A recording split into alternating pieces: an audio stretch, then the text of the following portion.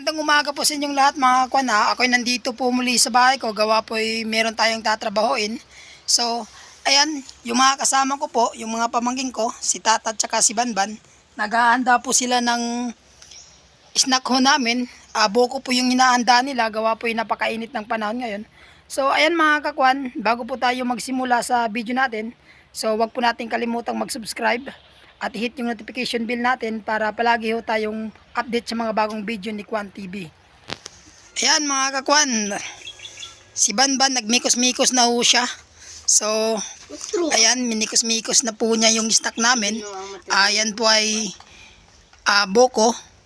Tapos nilagyan po nila ng bourbon, tsaka sukal, tsaka fita na biskwit. Yan, minikos-mikos na lang niya po yan mga kakwan. Ayan o mga kakwan. Nagalit to si Tata dahil nagsalita po ako ng mikos-mikos. So hindi niya po nagustuhan dahil alam na ho natin kung anong mikos-mikos. Tsaka ayan mga kakwan, pinasok na rin natin dito si Buddy. Gawa po'y, ayan o si Buddy. Gawa po'y bumili ho tayo ng isang sako ng simento. Ayan. Ayan ho yung simento.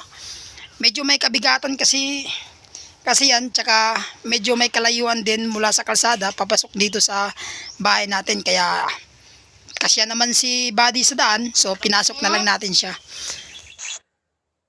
At pagkatapos ni Banban na maghanda ng aming snack, ay hindi na kami nagsayang ng oras at kami ay nagsimula ng magtrabaho at magpala ng buhangin dahil napakainit na po ng araw. At habang kami ay nagtatrabaho ni Banban, yung isa pala ay iba na yung ginagawa.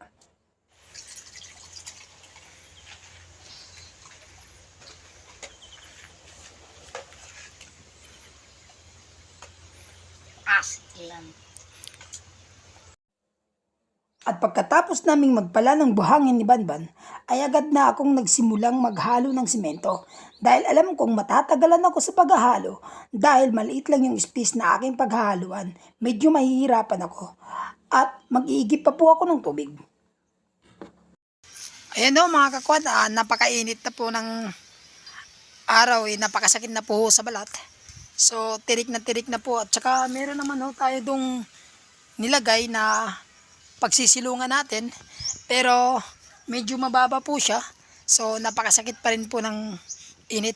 So ayan ho, kung makikita nyo po mga kwan, itong hawak ko po, ito po yung bakal na gagamitin natin doon sa ginagawa nating septic tank. Ito po siya po yung pagpapatungan ng hollow block.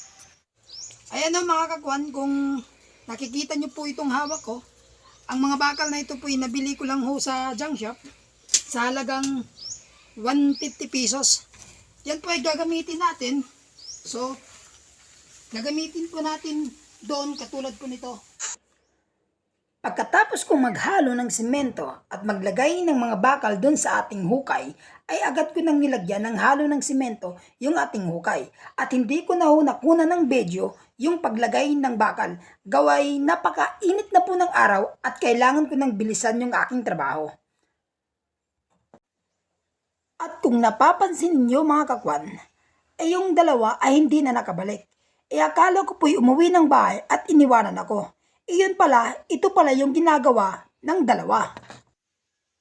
To little monkey, Humpy Dumpy. Kamain ng mga bata ni pangawak-wak. Huy!